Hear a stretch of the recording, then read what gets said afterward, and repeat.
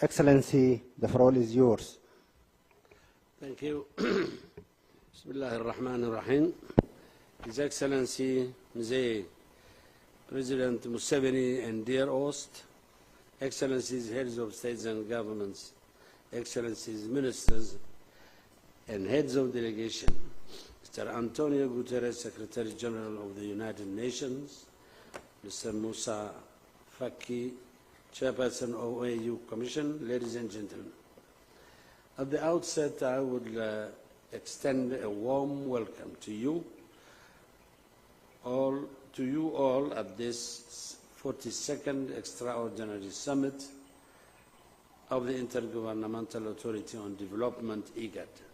I wish you all a year filled with strength, good faith, happiness, growth, and prosperity for our nations and communities. Allow me also to express our profound gratitude to His Excellency Yoweri Museveni, President of the Republic of Uganda, for graciously hosting this 42nd Extraordinary Meeting of Igad despite this demanding schedule. We convene today under a sense of urgency as our region grapples with challenging times, be it the devastating conflict in our sister nation, Sudan, or the recent developments in relations with Somalia and Ethiopia.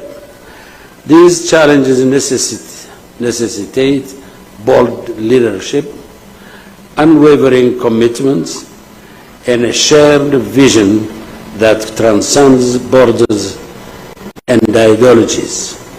As you all know, today's summit was convened at the request of the Federal Republic of Somalia. This demand arose in response to the recent signing of the Memorandum of Understanding between the Democratic and Federal Republic of Ethiopia and Somaliland. As you are all aware, our forum has always provided us with the unique opportunity to collectively engage the deliberations on each and every disturbing development arising in our region and have an open and constructive dialogue on challenging issues that matter most of our nations and peoples.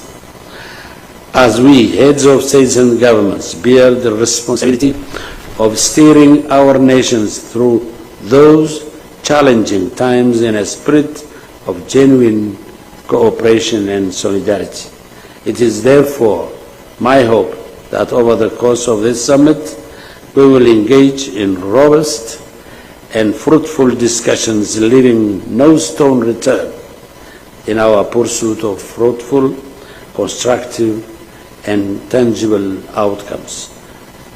Thank you for your attention.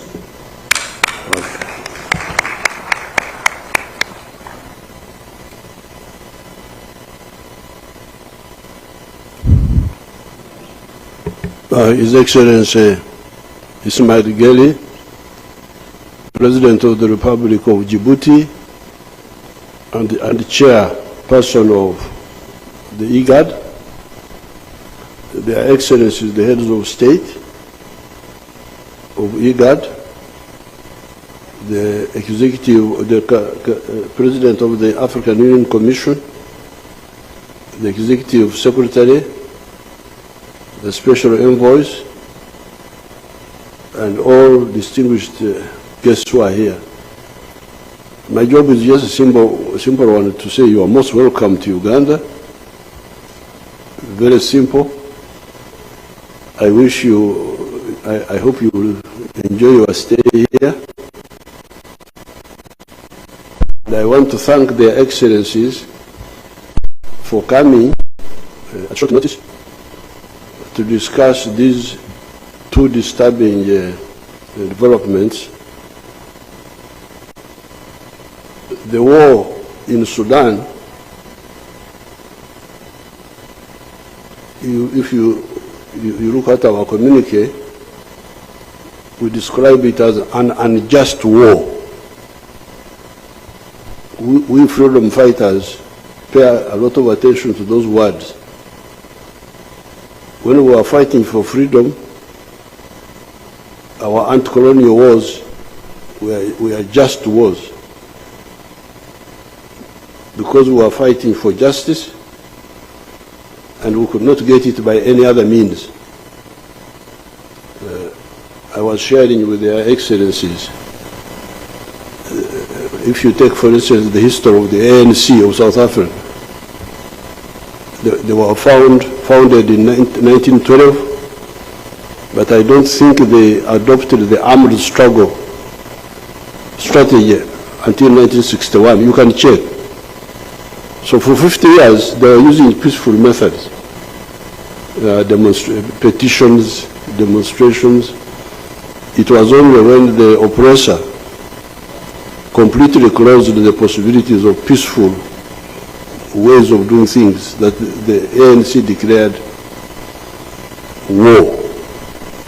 But you have got wars, everything, every small thing is war, everything, war.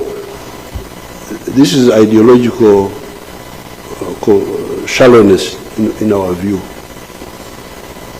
So therefore, in our discussion, we captured this, and we really think the parties involved must stop this unprecedented. Again, we have support. You will hear what the communique is saying, the principle of the sovereignty of countries of Africa and of the world, I believe, and the inviolability of the borders. So, but it is not in the communique. So I just welcome you, and I wish you a good stay here. Thank you very much.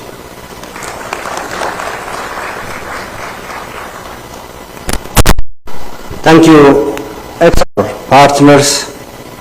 So I will give the floor for the chairperson of African Union. Thank you. Excellency Ismail Omar Gele, President of the Republic of Djibouti, Chairman of Igad, Excellency Yoweri Kaguta Museveni, President of the Republic of Uganda, Excellencies, Head of State, Government and Delegation.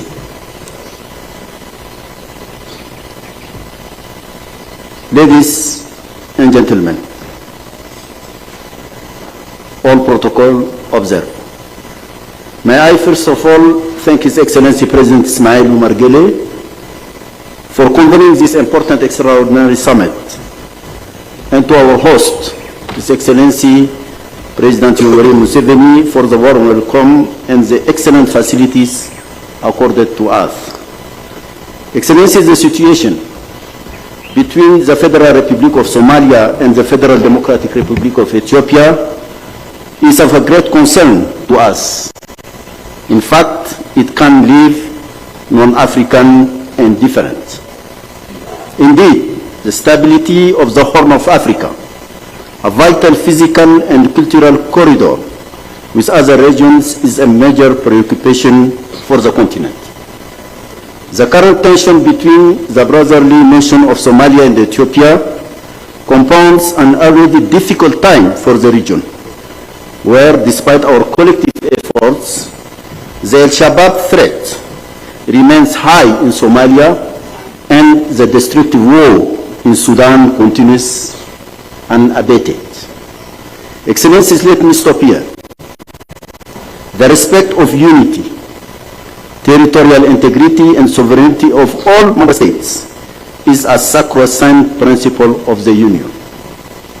Another key principle is the commitment to the resolution of disputes through peaceful means and consensual arrangements with member states.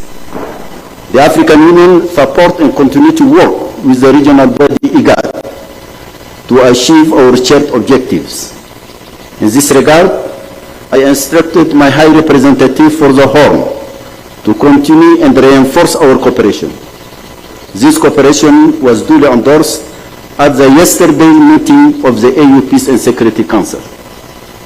This imperative is not only the one that guarantees the interests and the fundamental rights of both countries, but it's also essential to ward off all attempt at external interference. I urge the leaders of both countries, Ethiopia and Somalia, to engage without delay on this path. Excellencies, on Sudan, I would like to recall certain facts regarding the crisis that remain key for our understanding.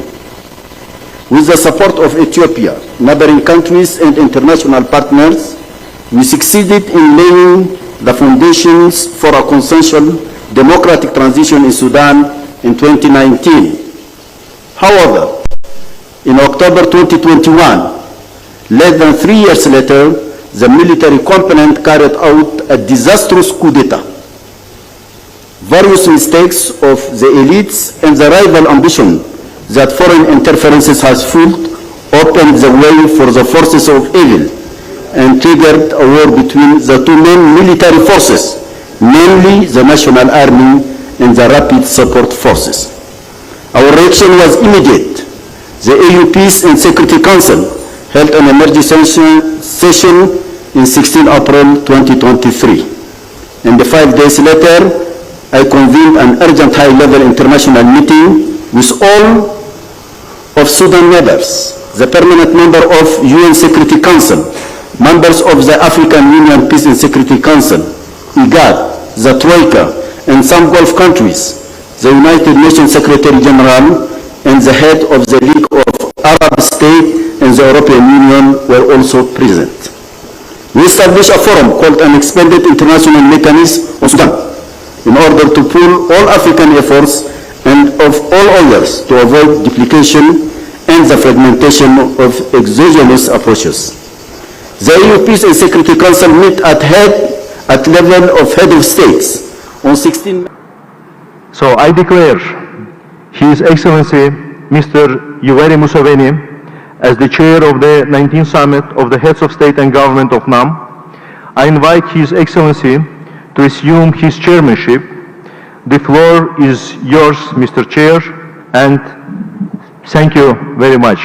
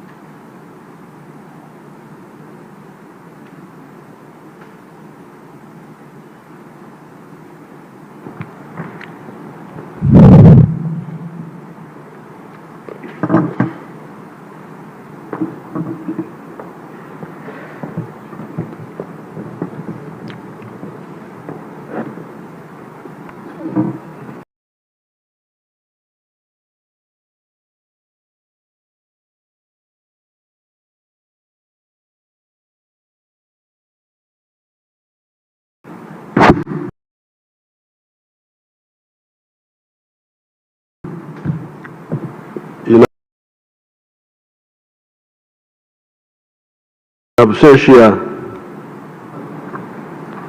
for the last 3 years, who is represented here by the foreign minister who was speaking a little while ago.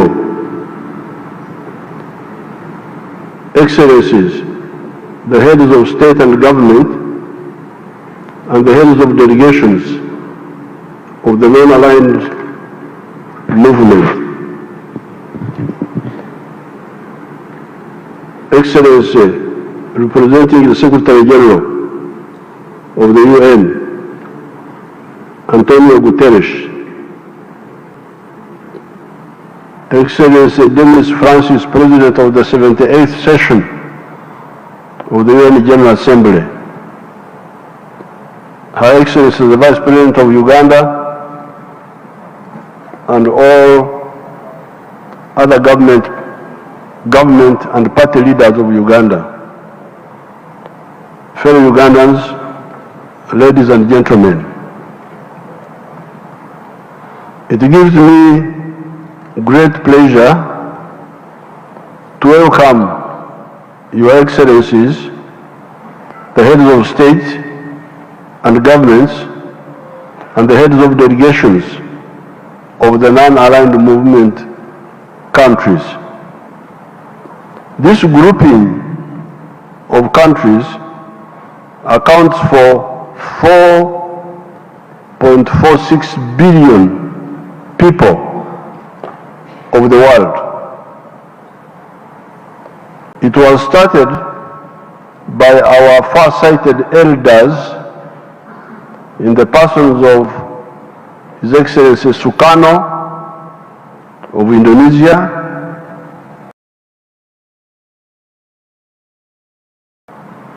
His Excellency Jawaharlal Nehru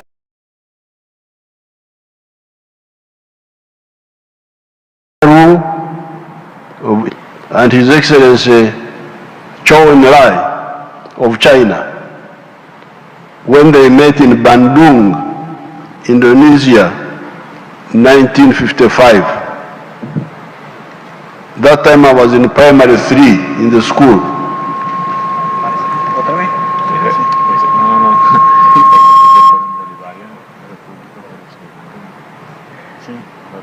The first summit of the non-aligned movement took place in Belgrade, Yugoslavia, in 1961, and was attended by Afghanistan, Algeria, Burma, Cambodia, Ceylon, Congo, Cuba, Cyprus, Ethiopia, Ghana, Guinea Conakry, I think here we're talking of Guinea Conakry, India, Indonesia,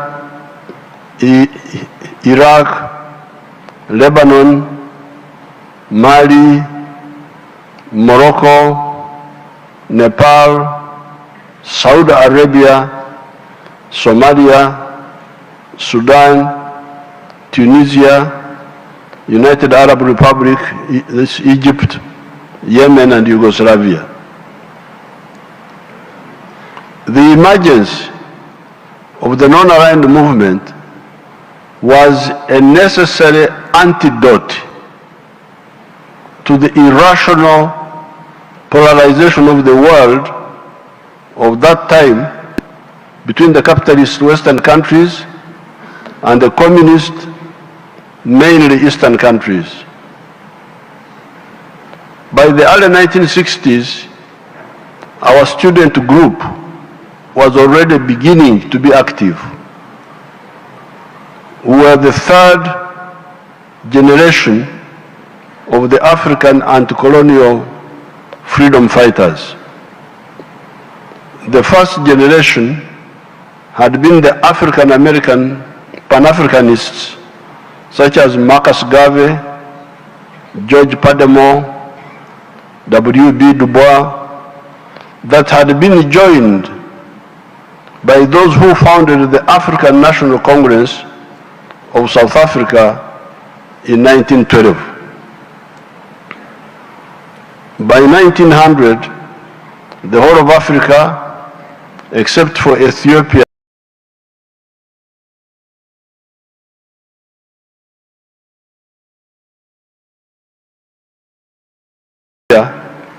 had been colonized, was the culmination of 400 years of the slave trade and the genocidal wars that went with it. The newly discovered Americas, Asia, China, and the Pacific, Australia, New Zealand, and so on, had been similarly aggressed, colonized, semi-colonized, like in the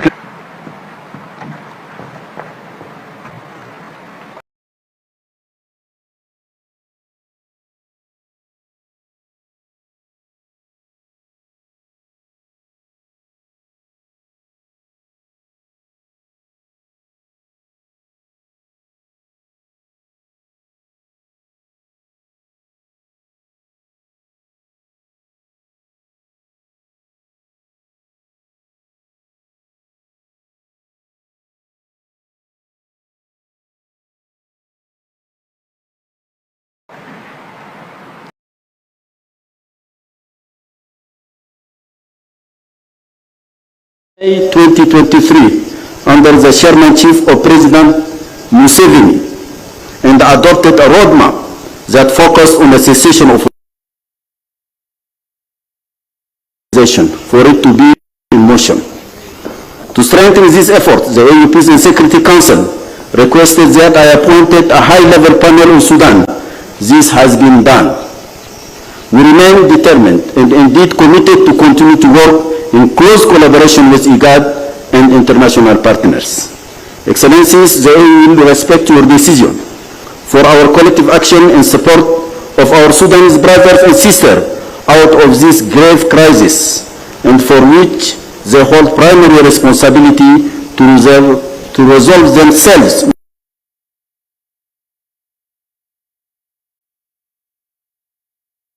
It is up to the Sudanese themselves.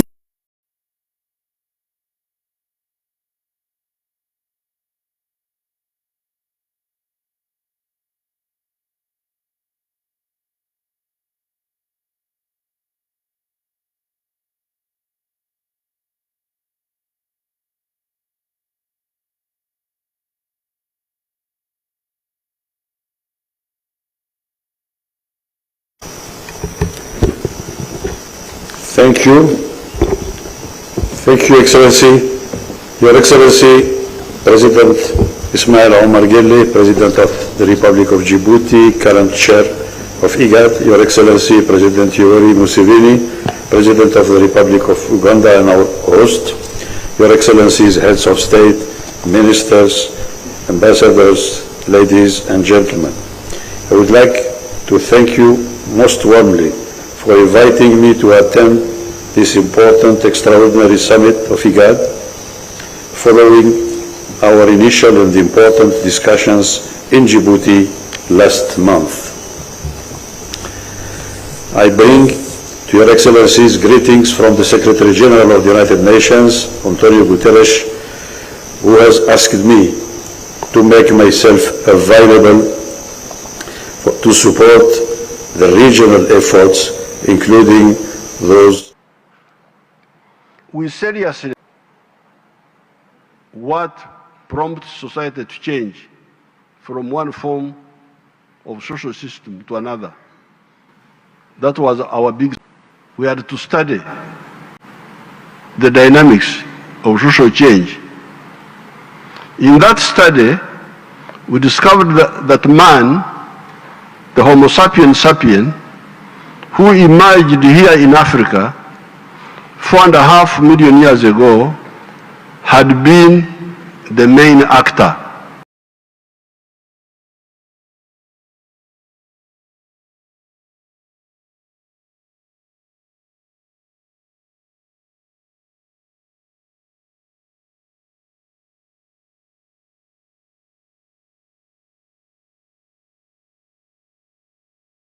Led by Igad and the African Union in relations to Sudan. Accordingly, I have been visiting the region through the last week, including an initial visit and mission to Port Sudan. I will continue such visits and discussions over the coming weeks. During these trips, I have met many Sudanese who have consistently expressed the need to end the war, including the warring parties themselves. Since the outbreak of the war, the Sudanese people have been subjected to immense suffering. I call on the leaders of these warring parties to take immediate action, solid steps to end this suffering by the signing and diligent implementation of a cessation of hostilities agreement which can lead to a lasting peace in the country. Many Sudanese also reiterated their desire for power to be handed over to a civilian government that will govern the country during a temporary transitional period pending elections. The United Nations firmly believes that the most urgent need for the people of Sudan is an end to the war. This war indeed has devastated Sudan over the last 9 months, leading to the largest displacement crisis in the world today. Every minute this war continues, the Sudanese people pay the price, the high price of losing human lives. The first step must be therefore an enforceable and closely monitored national cessation of hostilities that forms the basis for a lasting peace. Given guns must be silenced as the war continues to pose serious threats to the unity and territorial integrity of Sudan, as well as to the security and stability of the entire region and beyond. When man's inventiveness was handling the operation of man by nature, another form of operation of man emerged. This was the operation of man by fellow men. So man had two problems now: operation of man by nature, operation of man by fellow men. This was the operation of man by fellow men. Karl Marx is one of the few analysts that seems to have tackled this new problem for man accurately. He pointed out that it was only during the time of the primitive communalism, when man was still living in hunter-gatherer societies, that society was free of oppression of man by fellow men. Thereafter, all subsequent social systems had elements of oppression of fellow men of varying degrees.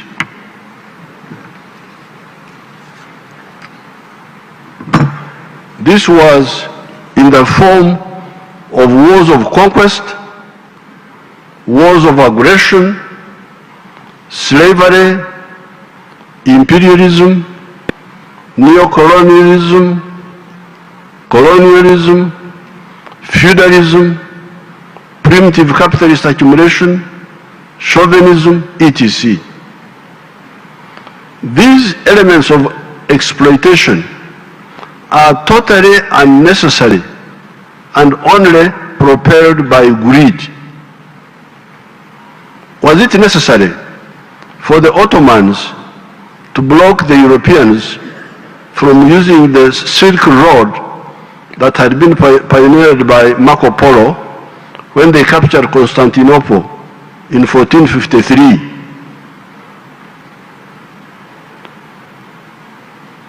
When the Europeans were thus blocked, they started looking for a sea route around Africa, led by the Portuguese, one of them being Prince Henry the Navigator of Portugal.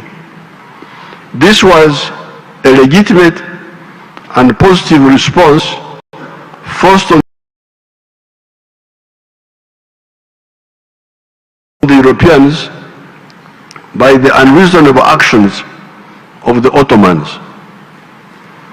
As a consequence of that effort, Christopher Columbus reached the Americas in 1492, and Vasco da Gama went around the Cape of Good Hope in South Africa in 1498.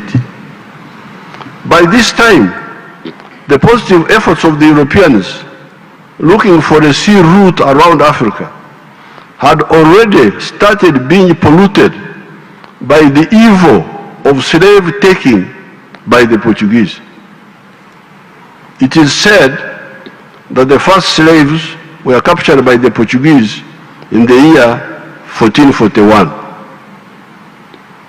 The two great achievements of discovering the Americas and going around Africa by sea soon proved harbingers of great evil to Africa, the Americas, and Asia.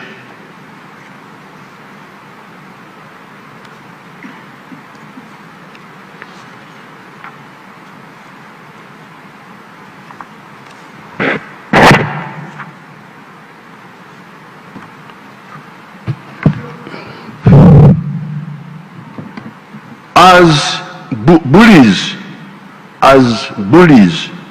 the Europeans used their progress in technology of shipbuilding and the use of gunpowder to conquer Africa, the Americas, Asia, and the Pacific.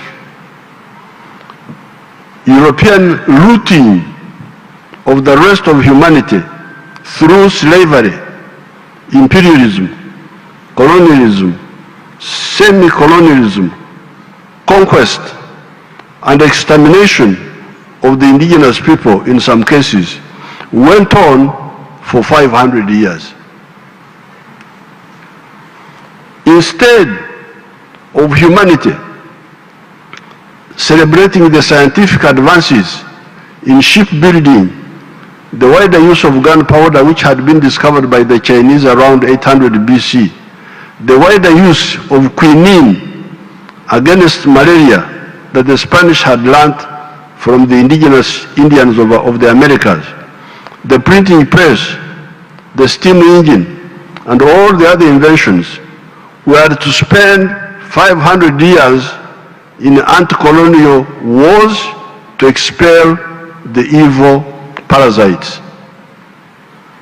In the case of Africa, it is only in 1994 that the indigenous people of South Africa regained control of their country. So we had to spend 500 years dealing with idiotic schemes by greedy people.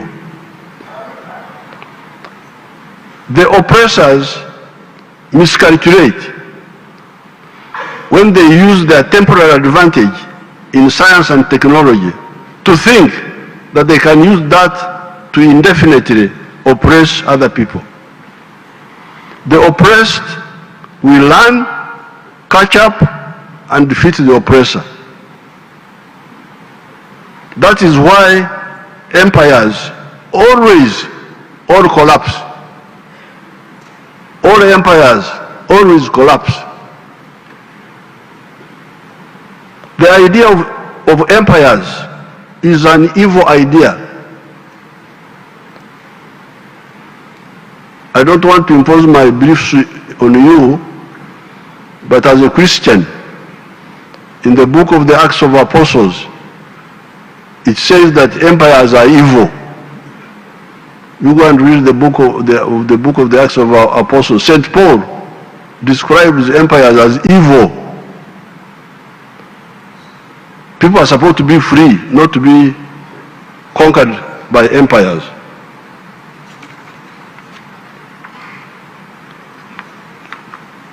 We should only have free associations of nations, people of common or shared origin, interacting for mutual advantage with the peoples of the world. Therefore, we, the resistance fighters of Uganda, are flabbergasted and look down with contempt at the philosophical, ideological, and strategic shallowness of some of the actors of the world. Why not respect freedom of everybody if you say you are a Democrat?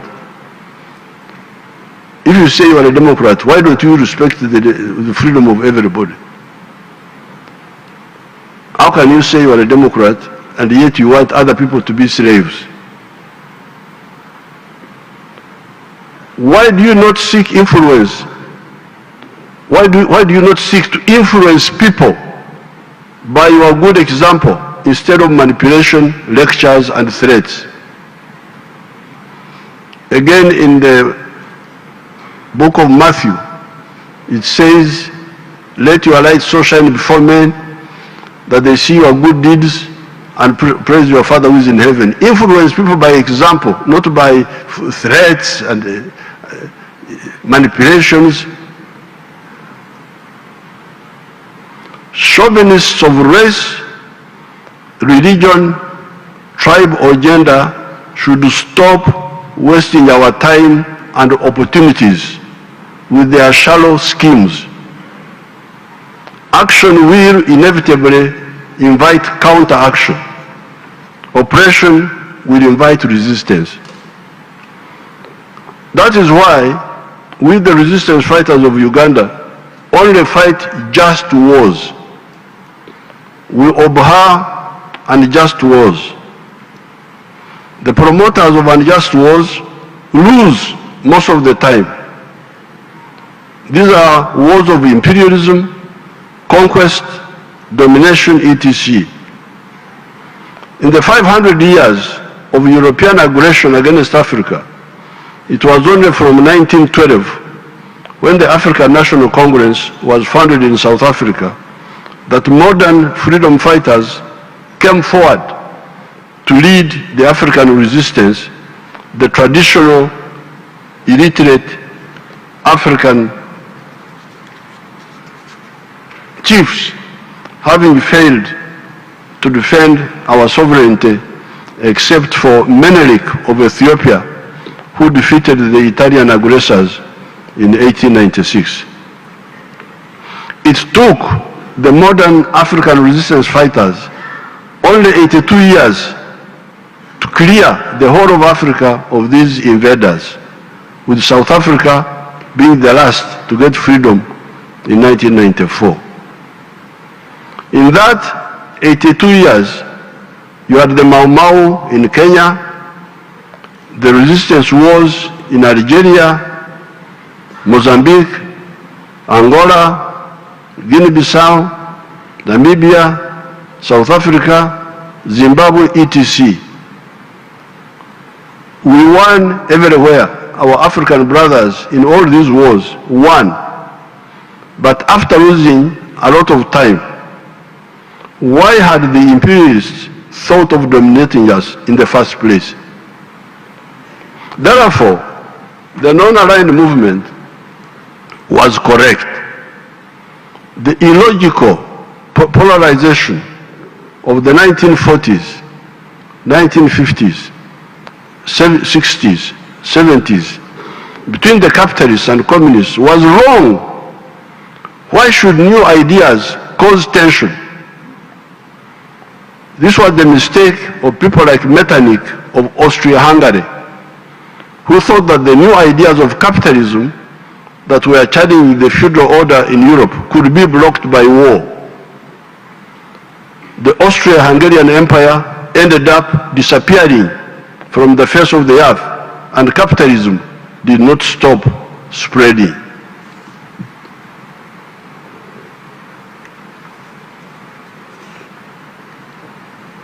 Our stand is that the world should concentrate on the common human problems: prosperity through trade,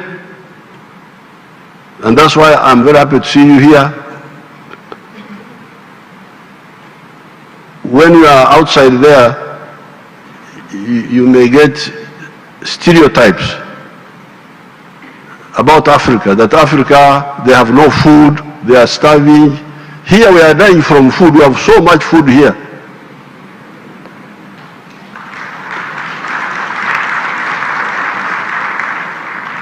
So those images which you see about some bad situations, don't think they represent the whole of Africa.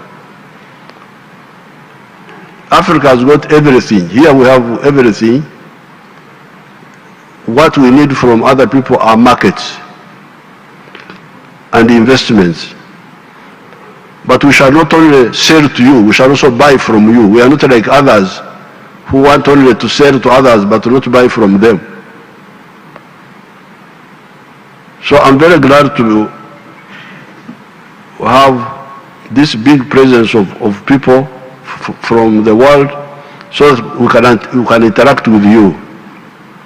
Our stand is that the world should concentrate on the common human problems: prosperity through trade, the advance of science and technology to deal with human problems, the environment, crime, and terrorism.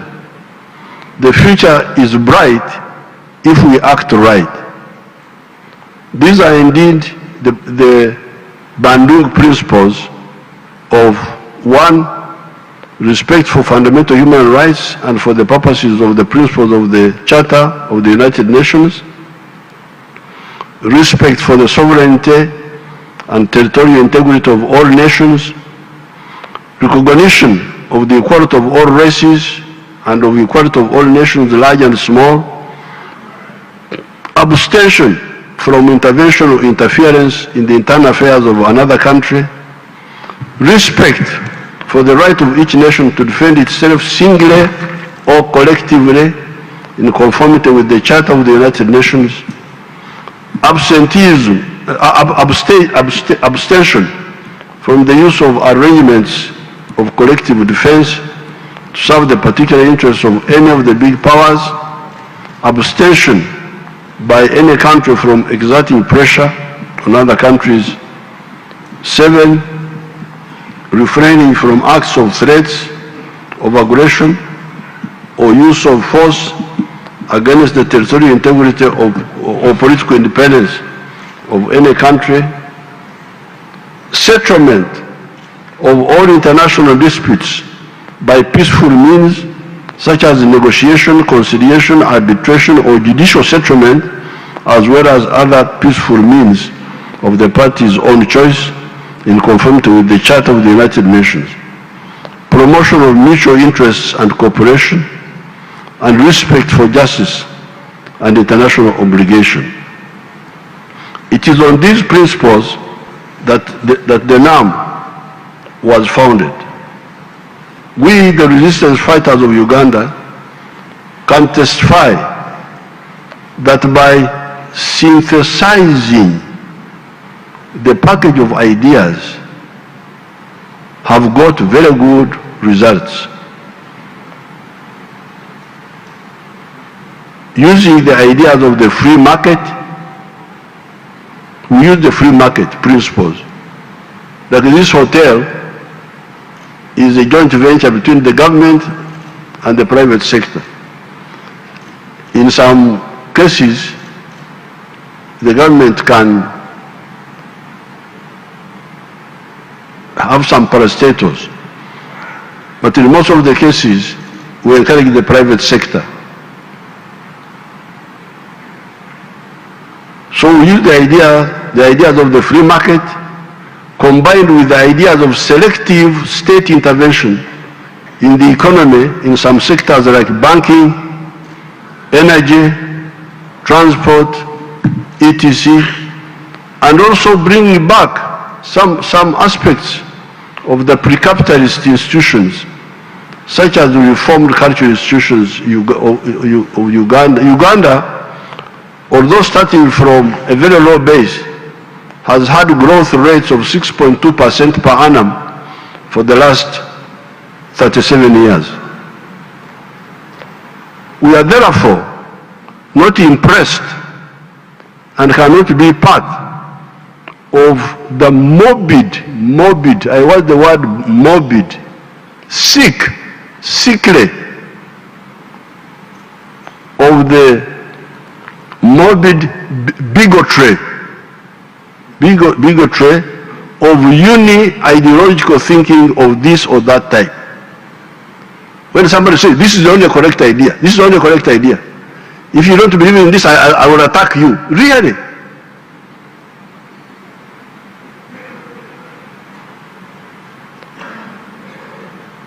The universe has been here for the last 30 billion years.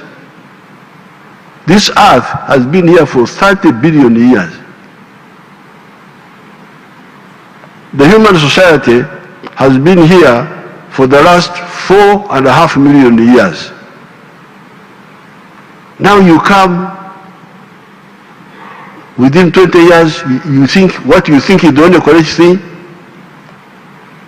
You must be sick.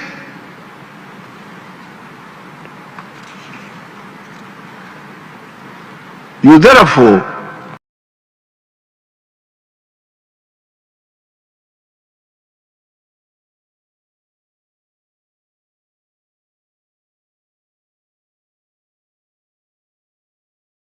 Secretary General and I are convinced that there is a need for a united and coherent international mediation process that harnesses the resources and approaches of all the organizations involved to help the Sudanese to move towards a vision that I hope we can together discuss in appropriate meetings and consultations.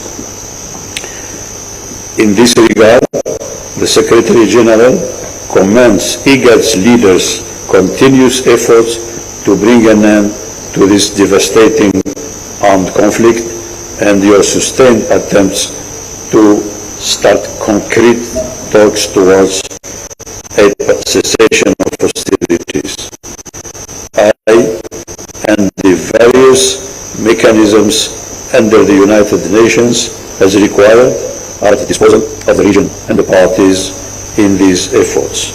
In closing, let me stress that only the Sudanese can put an end to this war.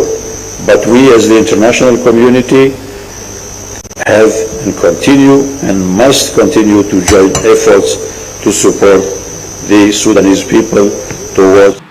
I assure you all that my team, led by the permanent representative in New York, has my full support to chair the coordinating bureau of the land-aligned movement. I thank you and I welcome you all to Uganda. Thank you very much.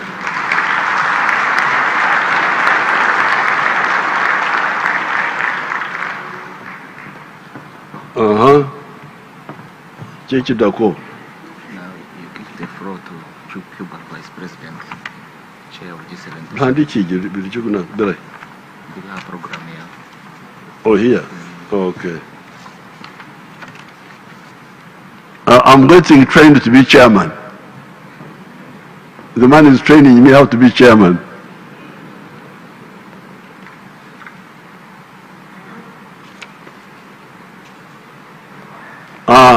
Now, I now know my job now.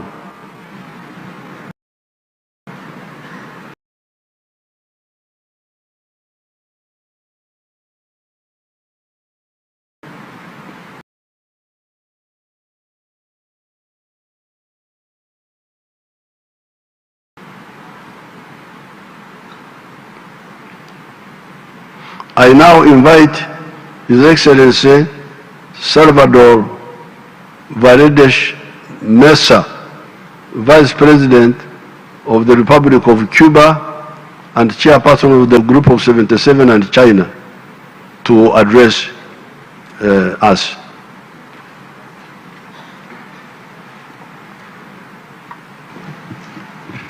Museveni, estimados jefes de Estado y de Gobierno, esteemed heads of state and government and heads of delegations,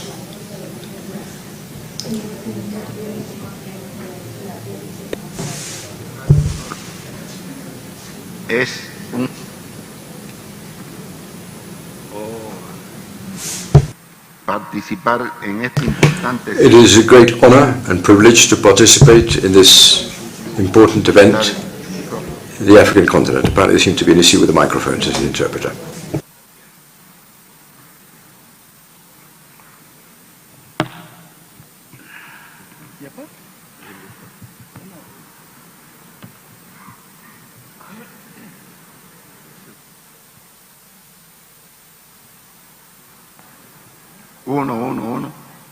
Uno. Es un alto honor. It is a great honor and privilege to participate in this important event here in Africa. Africa is the land of our ancestors. Africa is part of the essence of our homeland and of the community. This year, which marks the 50th anniversary of the establishment of our bilateral relations, it was an honor to visit the sister nation of Uganda and reaffirm the historical bonds of friendship and cooperation that unite us. We are holding this 19th summit after more than 6 decades of joint efforts aimed at preserving the unity of the non-aligned countries' movement and coping with huge external pressures intended to divide and weaken the movement.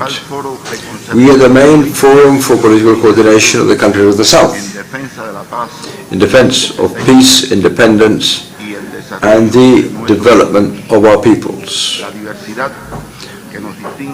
Our distinctive diversity is our strength. It allows us to find consensus amidst different viewpoints based on the principles and values that we share. The non-aligned movement has been a leading advocate of many just causes in the world, among them the struggle against colonialism, neocolonialism, fascism, racism, and apartheid. Our movement promoted key initiatives in favor of development, such as the achievement of a new international economic order. It has raised its voice several times against aggressions, against war, and the imposition of unfair sanctions and unilateral coercive measures against our nations. Today, faced with new global challenges, it is essential, it is imperative that we keep our forces united. We need to coordinate positions and ensure that our voice is heard in defense of the aspirations and just demands of our peoples. Cuba, in its condition as chair of the Group of 77 and China, has undertaken to promote unity, solidarity and cooperation among the countries of the South. We urgently need to coordinate our nations in the face of the current international order, which is deeply unjust, it is excluding, and it is discriminatory towards our peoples. We reaffirm our strong rejection against the implementation of unilateral coercive measures which have been imposed on several members of our movement. Cuba would like to underscore its support to the right of the people of Western Sahara to self-determination. We express also our unequivocal support to the right of Puerto Rico to exercise its self-determination and independence. Excellencies, since last October the 7th, we have been witness to one of the cruelest genocidal acts ever to be recorded by history. With impunity and repulsive brutality, Israel has submitted the Palestinian people to a collective punishment that has already taken the lives of more than 20,000 innocent civilians as its toll. How can the Western countries, who claim to be so civilized, justify the murder of women and children in Gaza, the indiscriminate bombings of hospitals and schools, and the deprivation of access to safe water and food? We could further ask, as was done by the historical leader of our Cuban Revolution, Fidel Castro, in a summit like this back in 1979. Is it not true that we can observe in this irrefutable demonstration of imperialism's aggressive role and the kind of order and peace they would wish to impose on our peoples? Cuba suggests the non-aligned movement being consistent with the historical support to the Palestinian people. The non-aligned movement should, as I said, carry out without further delay 4 practical actions as a contribution to the efforts intended to halt the current act of barbarism. 1. Call for an immediate ceasefire in Gaza and the rest of the occupied Palestinian territories in all possible forums, to support the urgent dispatch of international protection mission authorized by the UN General Assembly to the Gaza Strip, with a key mandate to guarantee the security and protection of the civilian population and facilitate the delivery of emergency humanitarian aid, including water and foodstuffs. 3. To convene a resumed emergency special session of the United Nations General Assembly, where the NAM would propose a resolution calling for the convening of a peace conference under the auspices of the United Nations that would make it possible to preserve the inalienable rights of the Palestinian people, including its right to have an independent and sovereign state within the borders prior to 1967, with East Jerusalem as its capital, or calling the prompt incorporation of the state of Palestine as a fully fledged member state of the United Nations. Excellencies, every historical epoch brings about its own challenges, and the current times bring about challenges which are key and decisive for the future of humanity.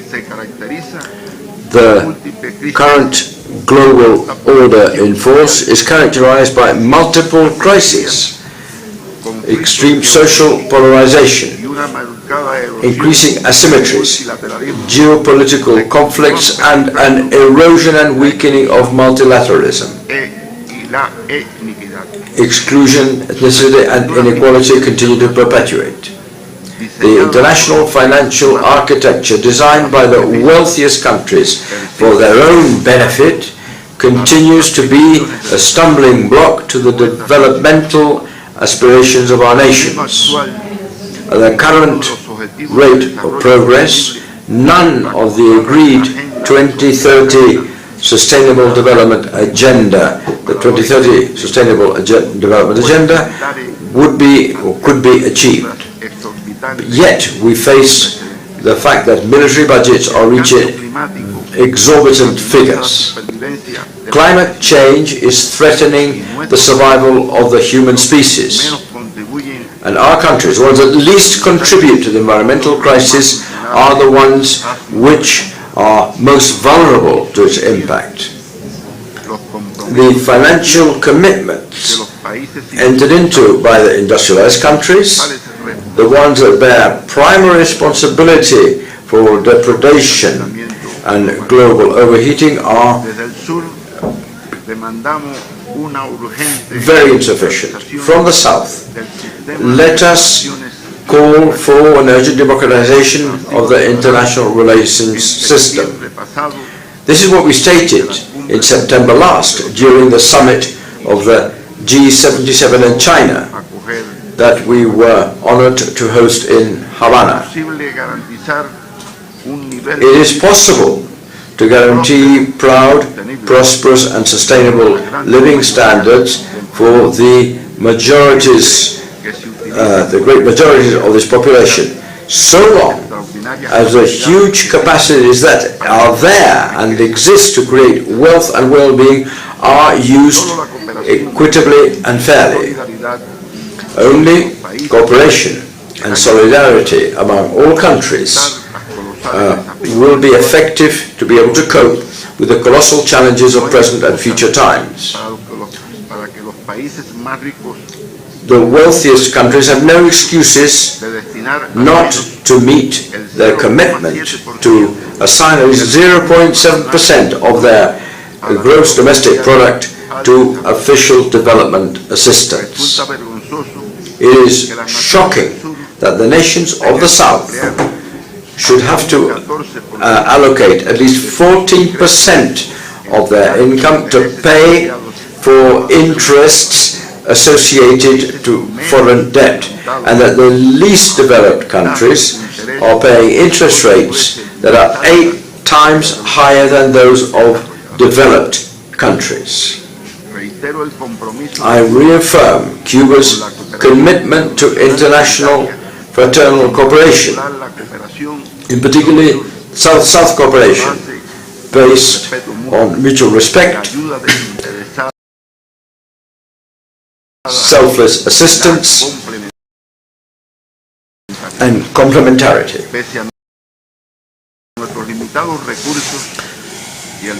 Despite our limited resources and the brutal blockade that we have faced in Cuba, we shall maintain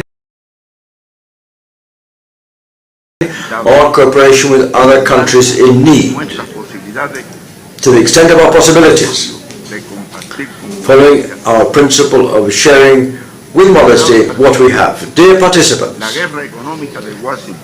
Washington's economic warfare against Cuba has not ceased for a single day for more than 60 years. There is not a single Cuban family spared from its terrible and cruelest system of unilateral coercive measures that have ever been imposed against any nation, designed to force the surrender of an entire people via hunger and desperation. The criminal and illegal economic, commercial and financial blockade imposed by the United States against Cuba has reached unprecedented levels of aggressiveness and has been reinforced to extremes, and was thus becoming the main stumbling block to the development, to the dreams of prosperity and development of more than 11 million Cubans. In these circumstances, we appreciate even more the firm rejection expressed by the non-aligned movement against its criminal policy. On behalf of our people, I also thank the members of the NAM for their rejection of the unwarranted inclusion of Cuba in the unilateral and spurious list drawn up by the United States of states sponsors of terrorism.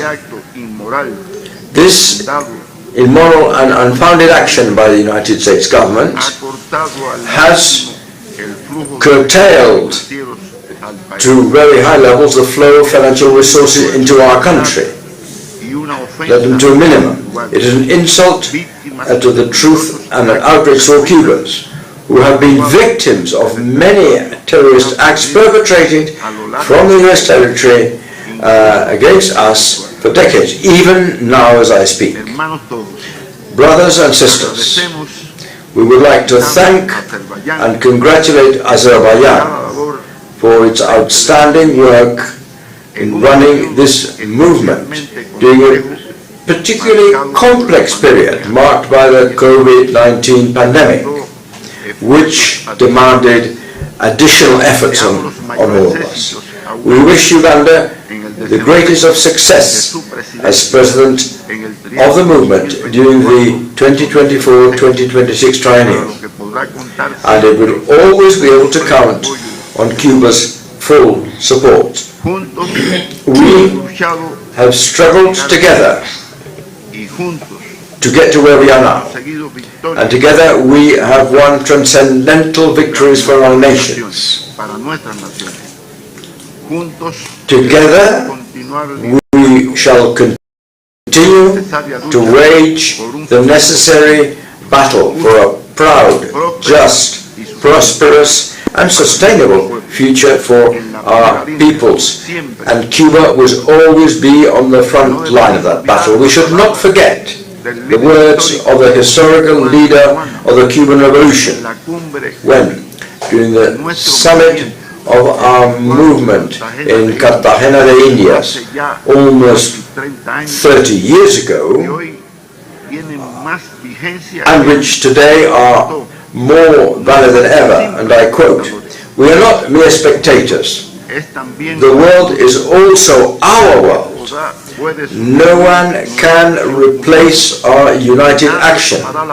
Nobody will speak on our behalf. Oh, we alone, and only united can reject the unjust world economic and political order that they would like to impose on our people. Thank you very much.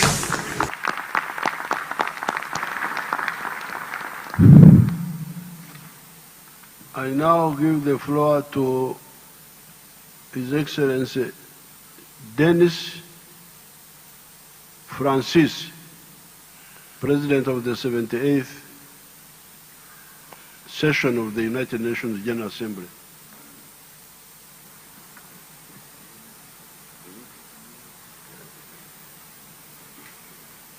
Your Excellency Yoweri Museveni, President of the Republic of Uganda and Chairman of the Non-Aligned Movement.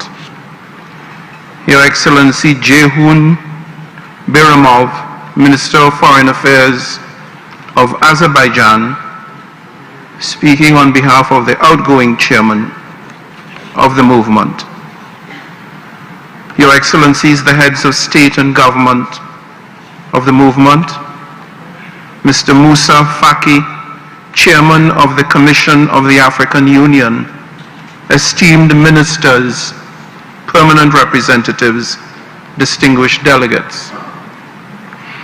I am deeply honored to join you in Kampala today on the occasion of the 19th Summit of the Non-Aligned Movement. I am especially grateful to His Excellency Mr. Yoweri Museveni, the President of Uganda, and to the government and people of Uganda for their invitation and gracious hospitality. Let me also convey my warm congratulations to the government of Uganda on assuming the chairmanship of the movement. Your known, astute, and insightful leadership assures me that under your guidance, NAM will effectively tackle forthcoming challenges, bolstering both its profile and influence. Allow me also to commend the outgoing chairman, the President of Azerbaijan, His Excellency Ilham Aliyev, for his successful stewardship of the movement during difficult times, and notably in broadening its connection with the people through initiatives like the NAM Parliamentary Network and the NAM Youth Organization. This year's summit theme, Deepening Cooperation for Shared Global Affluence, recalls the movement's founding principles of cooperation and collaboration, urgent prescriptions in the current setting. Our world is beset with profound, multifaceted challenges which demand creativity and consensus building to fashion effective solutions. Unhappily, it is precisely in the opposite direction that we are headed.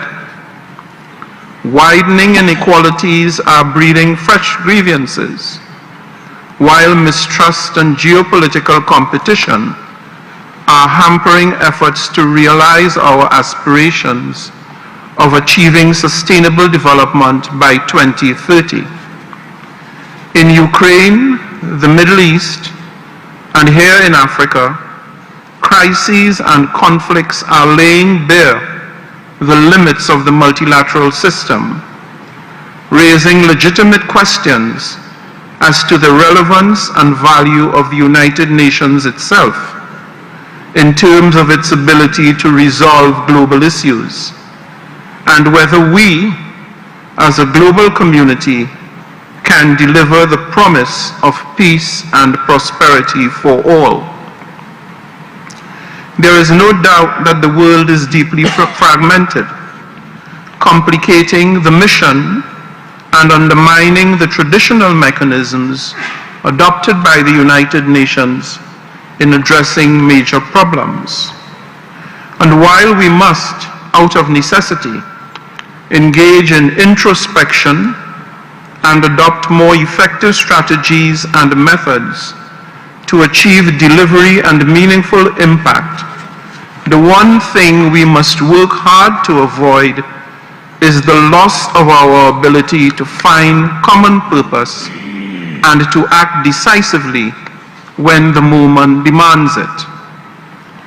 I must tell you that I am deeply concerned and indeed dismayed about the ongoing calamity in the Gaza Strip.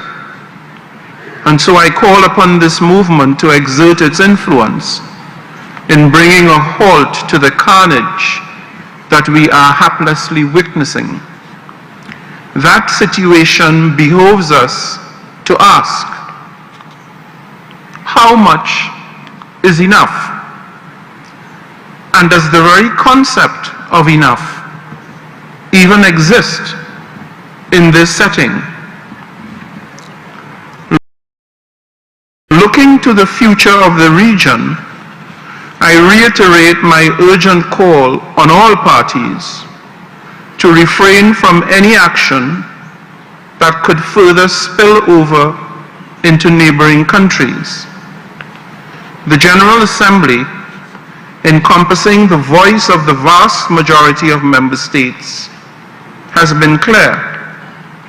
In that regard, I renew the demand for an immediate humanitarian ceasefire and for the release of all hostages. This stands as the only credible course of action to authentically address, let alone resolve, this conflict. The wanton prosecution of violence only inspires intergenerational and cyclical appetites for retribution and reprisal.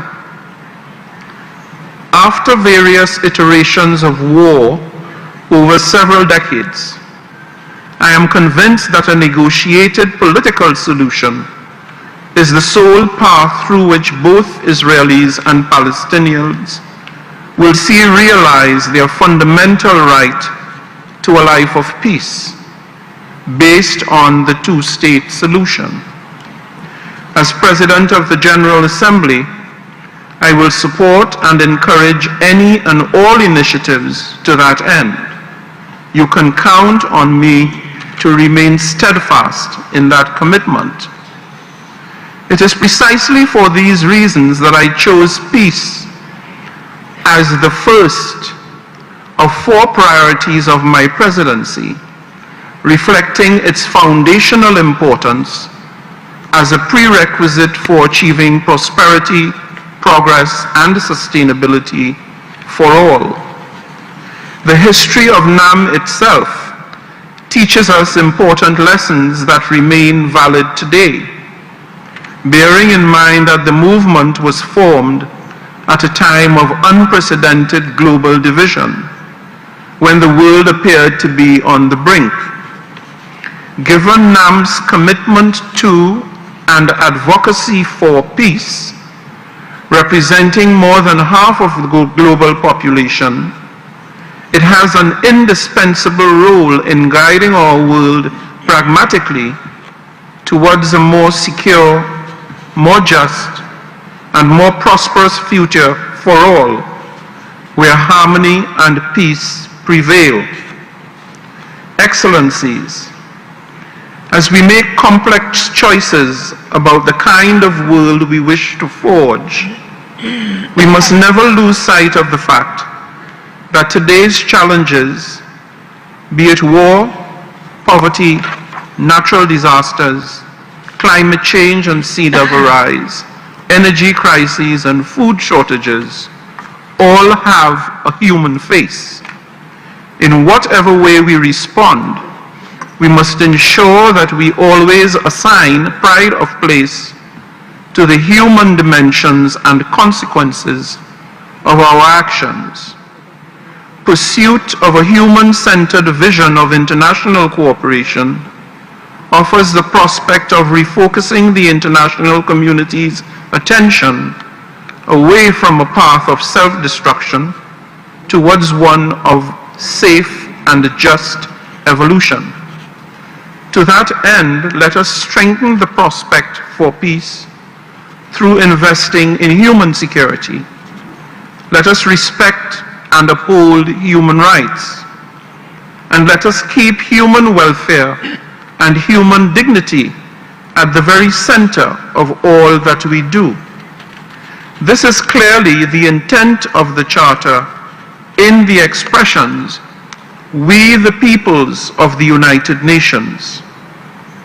This includes ensuring that the technologies revolutionizing our existence do much more to cement our shared humanity rather than to subdue and to subordinate it.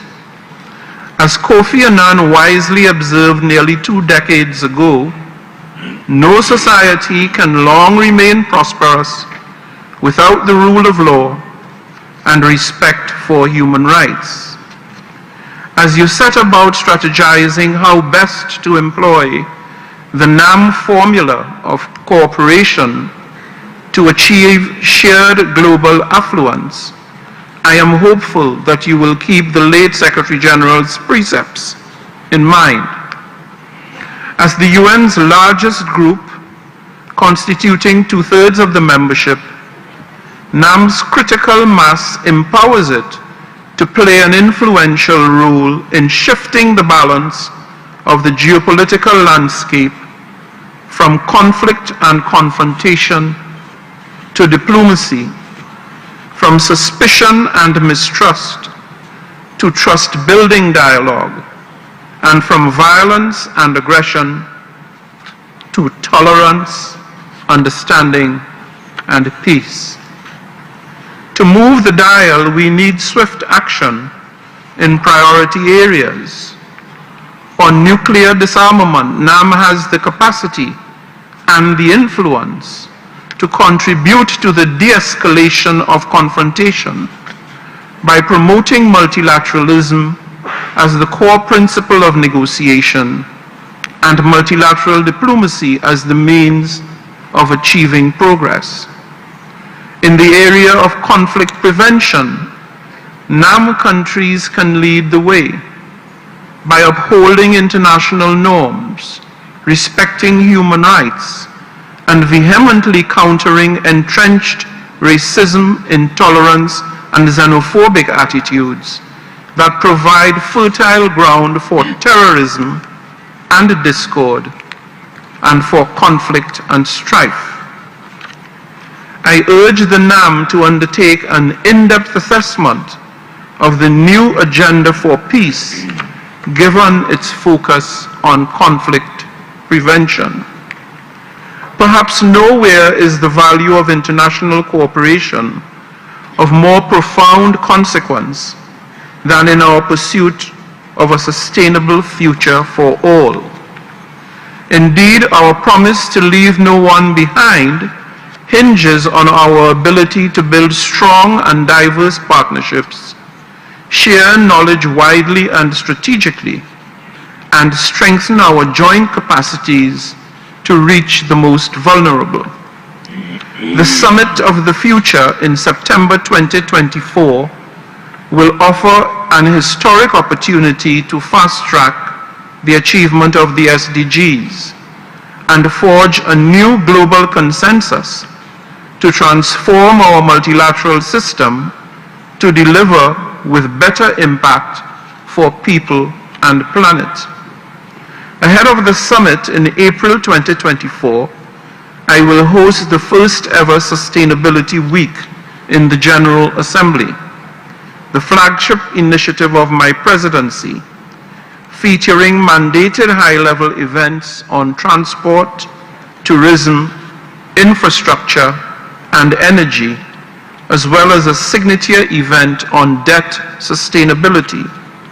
I invite the members of the movement, both individually and collectively, to engage meaningfully in these events and to participate at the highest levels possible to take lead in shaping the new multilateral frameworks that will carry us into the coming decades. The potential of the NAM to drive substantive progress across the global agenda, especially in fostering peace and security, remains formidable. My team and I are ready to support the Ugandan chairmanship in any effort to further elevate NAM's strategic engagement and influence as we mold the future for safety and security and for shared affluence. Together, let us therefore deepen our cooperation. Let us work fervently together to rebuild trust and to open new pathways of cooperation and partnership to ensure that, indeed, global affluence is shared equitably by all so that no one is left behind. I thank you.